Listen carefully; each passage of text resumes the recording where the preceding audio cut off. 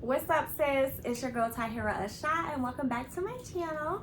Today is a really good video, okay? Today we are talking entrepreneurship again, because y'all know my channel is about business, planning, and lifestyle. So today is another business video. And today it's kind of a little girl chat. I am giving you 3 things that I believe that every girl boss should be doing in order to be successful, period.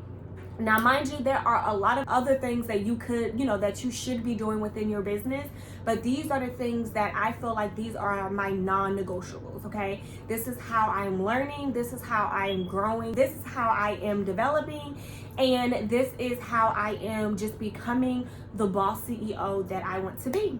So if you are just trying to, level up your boss status in your industry, this is definitely the video for you. Y'all know I'm not the one for long intros. Let's get right into the girl chat. But before we do that, make sure you go ahead and give this video a thumbs up if it helps you in any single type of way. And make sure that you subscribe to my channel if you are new here. Welcome, sis. All of my videos are super laid back, super informal. I believe so. And super helpful for those of you who are entrepreneurs, moms, and girl bosses. So without further ado, let's get right into the video.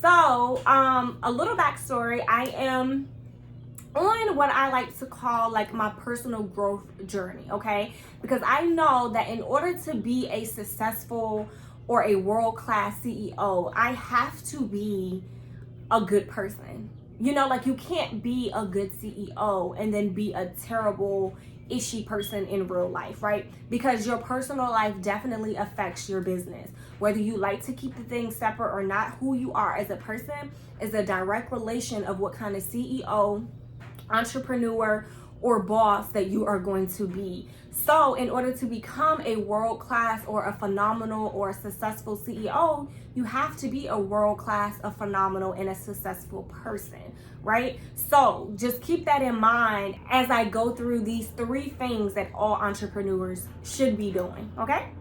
All right, so first things first is reading. Get your head in a book. When I tell you books, especially on entrepreneurship, especially on like thinking strategies, especially on relationships, especially on finances, books are going to be the absolute life game changer. Now, I have always been an avid reader, but ever since that I started my business, I find myself reading more and more and more. Now, mind you, there are books that are geared toward, just straight out entrepreneurship, okay? Now, the books that I am talking about, however, are more for personal development. So these books are developing you in a personal way. They are opening up your mind so that you are able to look at things from a different perspective. Because you have to think about when you are a CEO works with a variety of different individuals. They work with like a lot of individuals with a lot of different personalities. They have to strategize. They have to think from different perspectives. And I'm not saying like the urban genres or the romance novels or the science fiction are terrible books. I still enjoy those books, but I like to spend the majority of my reading on my personal development. So books that make me think differently, books that make me, dig deeper inside who I am and who I want to be. Those types of books, because those books are motivating, they are encouraging, they are inspiring. They make you look at yourself outside of your body. And you're not really going to understand what I'm talking about until you dive into a book. And we all know that saying is that if you don't want someone to know something, put it in a book. Because people aren't reading these days. Social media and the internet has taken us by storm, and everything people want, immediate access to. They want to Google every little single thing. And some things, it just can't be given to you in a 1-page article or a YouTube video or a newspaper article or a blog or a vlog or something like that. It can't be given to you in that. So books offer you drawn out explanations of the things that you are trying to combat. And I recommend reading according to the place that you are in your life right now. So if you are struggling with finances, read a book on finances. If you are struggling in a relationship, read a book on like relationships. If you are struggling, with just like mental health or something, read a book about mental health and therapy. Read, and be able to receive that information. And so what I suggest is that you go ahead and jot down some key notes that you want to remember later and refer back to it later. Okay? But yes, y'all, if I don't say anything in this video, please remember to read. Okay? Please remember to read, because it is going to be key. Okay? Any successful entrepreneur, if you was to ask them what book changed their life, they would be able to give you an answer. So that means that they've read. And just some book recommendations. I just finished reading The 4 Agreements. That is a phenomenal book. It's a super short read, so if you're not really into reading, start off with that book. But The 4 Agreements, Sarah Jakes Roberts' book, that is really on like personal development, growth, relationships and stuff like that. The 5 a.m. Club, that is really good. What else? Think Like a Monk, I finished that this year. I have finished, y'all, I have read so many books, but those are books that I recommend. So the reason why you want to, switch up your genre a little bit is to be introduced to something that you're not familiar with. And that's the only way to grow, okay? So, Number two is podcasts, okay? Podcasts. Listen to podcasts. Now, this is for those of you who don't really like reading, you're more into audiobooks. That's cool. Okay, so jumping back over there for a quick second, audiobooks are pretty much the same thing as reading, okay? As long as you're retaining that information, if you're an audiobook person, it's the same thing as reading. But jumping back to podcasts, if you are an audiobook listener, then you probably love podcasts already, okay? Now, I just got introduced to podcasts like early this year, okay? So I'm not gonna say that I've been listening to podcasts for 10 years now, because that would be a complete lie. I just started listening to podcasts this year, and I honestly don't know how I've been getting through life without podcasts. There is so much information in podcasts that really is just life-changing, okay? And not even to exaggerate. And there are so many different genres in podcasts, and so many different types of podcasts within those genres, that it's hard for you to not find something that you don't like. So they have podcasts on entrepreneurship and side hustles and, passive income. They have a lot of different genres on, let's say, like Bitcoins and stuff, and like investing. They have podcasts on, how to create podcasts. And like, they have podcasts on every little single thing. Some of my favorite podcasts are, right now I'm listening to Millionaire Mindset. That's like a podcast that really focuses on business. So a lot of different avenues of business. So they don't really discriminate. So they talk about real estate, they talk about social media and like content creation. They talk about vending machines, they talk about trucking, like they talk about everything. So they have like a lot of different guest speakers who come on and give their spiel of like how they got into the business, etc., etc. And I'm gonna say, who else? Sarah Jakes again. I love Sarah Jakes' Women Evolve podcast. I love Girl CEO by Ronnie Brown. Her podcast is really dope. I used to listen to Jesus and Jollof with Orman Orji, but they stopped making episodes, so I cried. And then, y'all, I listen to a lot of different podcasts, okay? Earn Your Leisure is a great podcast on like finances and stuff like that. I think it's one called Girl Talk, and I think they're from like the UK, but they talk about everything from like, like being a girl boss to like relationships and setting boundaries and therapy and mental health and everything that you can think that a girl would be going through. They talk about it, and I love their podcast, okay? And I would definitely say that podcasts are extremely good because it's so inspiring to hear other people's journey. I love podcasts where they have like a special guest or someone that they're interviewing, and that person is super transparent about their journey, like how they even ended up in their position, you know. And some of the common themes, well, I'm not going to tell you what the common themes are, y'all, but you are going to realize that every successful entrepreneur has a common theme, okay? They all have like 2 to 3 common themes about them. And once you start listening to several different episodes, whether it's in one podcast or another, you're going to start to understand what that theme is, and then that's why I am talking about this video, okay? So podcast is number 2. Definitely listen to a podcast, okay? Number three is attend networking events.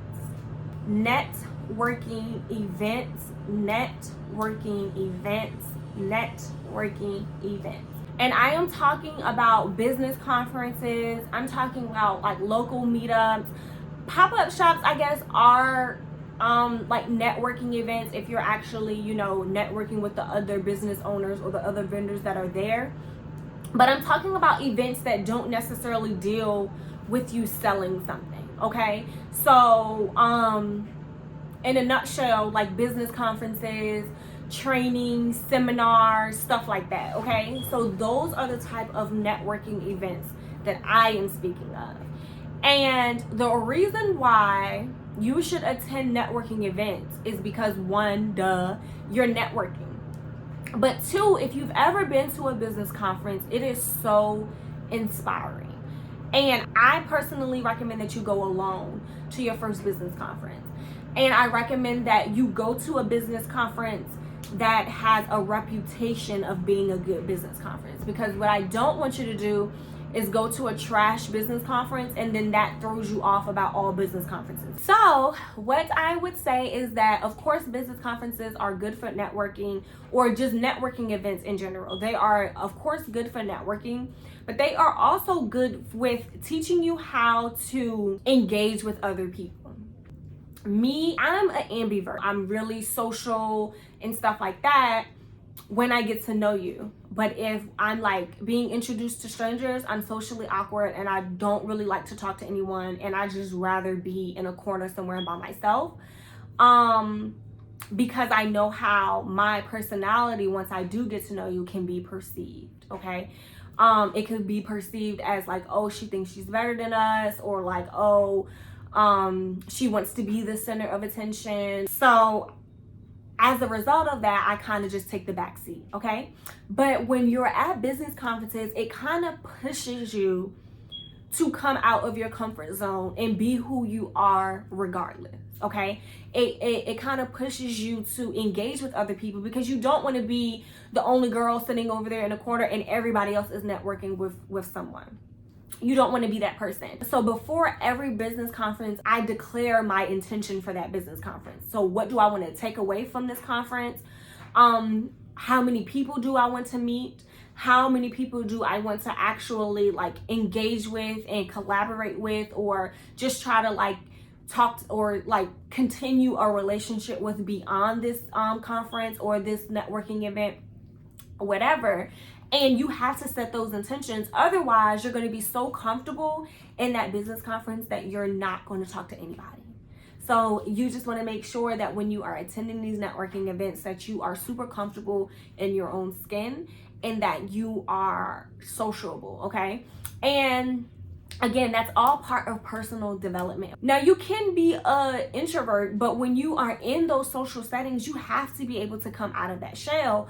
Otherwise, you're never going to blossom. Another benefit of business conferences is getting that raw story of someone's journey in entrepreneurship. Each one of those people, they kind of always give you a little insight into their background story, and it motivates you. And most business conferences, they always have a Q&A at the end. So if you're attending a business conference that's super niche, so let's say that if you're attending a business conference that has like they are geared toward boutique owners, because that's like one of the business conferences that I've seen recently. But just imagine being able to ask any type of question that you wanted to those speakers in there who all are successful business owners. Yeah, so I just feel like that you should be attending, well, I know, okay, I know, sis, that you should be attending networking events for, I mean, it's so many reasons that you should be attending networking events: for the opportunity to network in general, to get that knowledge, to get that personal insight into people's, you know, background stories and how their journey is just as similar as yours, to get that opportunity to come out of your shell, to know how to network and to know how to engage and to communicate and to start conversations with other people, just public speaking in general. And then also just having those connections, like just building those connections down the future so that you are able to collaborate. And just to plug in something, one of the books that I read was by Shonda Rhimes. I read her book and it was like, it's called A Year of Yes. I read her book, and one of the things that she was a super introvert, but she had to tell herself like, okay, this whole year I'm going to say yes to everything. So she started attending business conferences. Well, not business conferences, but she was like speaking at these speaking engagements, okay? So she was like a keynote speaker, and she used to always decline those invitations. She used to decline invitations to awards. She didn't go out with coworkers because she was such an introvert, okay? But she was like, you know what, this year I'm going to come out of my shell. And she's seen such huge, drastic changes in how people perceived her, and in how she perceived herself, and in how she found herself engaging in different relationships. And she lost some relationships because everyone isn't going to understand your growth. Everyone is not going to understand your journey, but that journey is for you, sis. But she gained so much more. So yeah, that is another book that I recommend that you guys read as well. Again, I have read several books this year. If you need any other book recommendations, DM me on Instagram, and I respond to DMs. Ask anybody. I do respond to DMs. People DM me from YouTube all the time. Or you can just leave it in the comments. We can share book recommendations in the comments. Let me know any business conferences coming up in the 757. This year, I made it a goal to actually start traveling to different conferences and to different pop-up shops. So if you know of any like real legitimate conferences or any networking events in your city, let me know. But I am in VA. I am in the DMV area. So just let me know, okay? But yes, y'all, I hope that really, really helped you. I hope that some of these things resonated with you.